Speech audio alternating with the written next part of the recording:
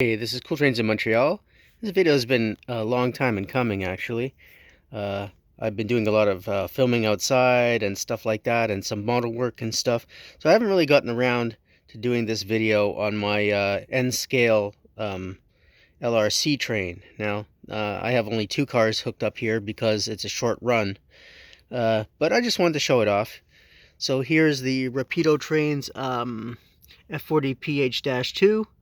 And it's in the original state. Basically, it's got the porch, hasn't been rebuilt. They do have a rebuilt version, but this is the more original as delivered version. This version paint scheme that I have here is the intermediate 1990s paint scheme. I've explained about it before in a previous video. Basically, I like the Canadian graphics a lot better with the larger flag and all of this stuff.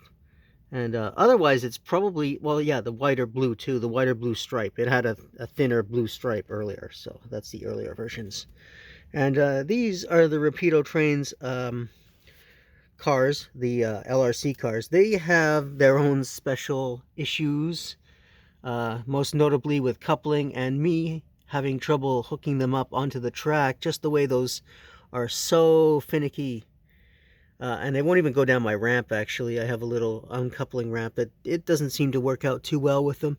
So they're a little finicky to put on the track, but they look great.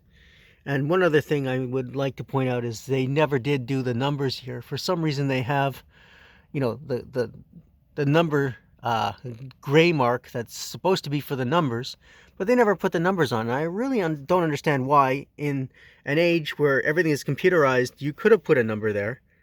It seems to me it would have been pretty easy. I don't know, whatever. It's not the game ender, though, pretty much, because you can't really read them. But, you know, it would be nice to zoom in and see a number there. I mean, on my phone or something like that. Me being visually impaired, obviously, I'm not going to read the numbers. And I'm sure most people with normal vision aren't going to see it too well, either. It's not going to be standing out as a terrible thing.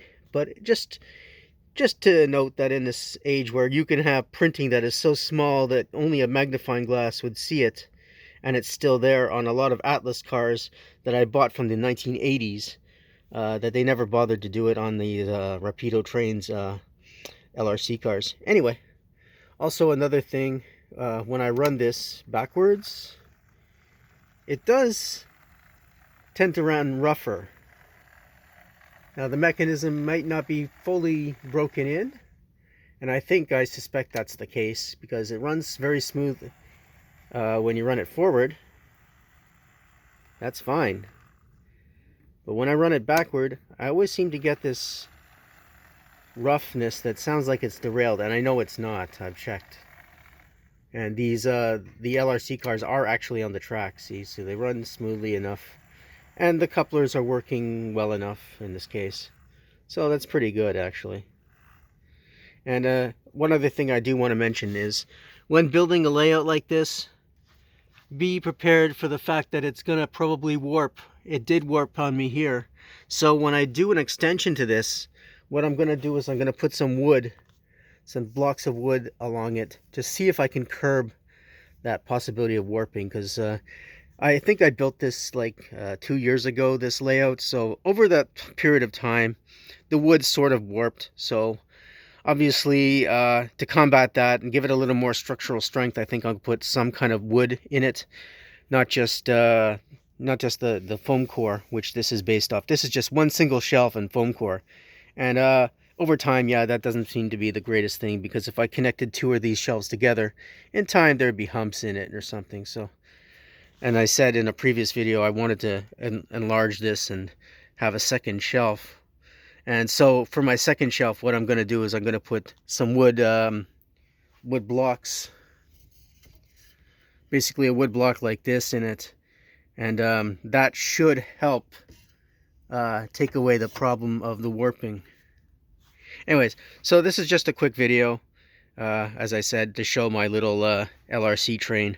And when I get a longer layout or a more circular layout, I'll try this train. Especially, I would love to try it with my Kato locomotive on the front, And my Rapido engine on the back there, like they have a lot of these trains, you see them in the Montreal area, they'll have maybe 5 cars of LRC, and they'll have a locomotive on the front and a locomotive on the back. So yeah, if I get a long enough run, I'm going to try that. Yep, so stay tuned. I'll have my circular layout soon, and we'll try it. So if you like what I do, please subscribe to Cool Trains in Montreal. Have a good day.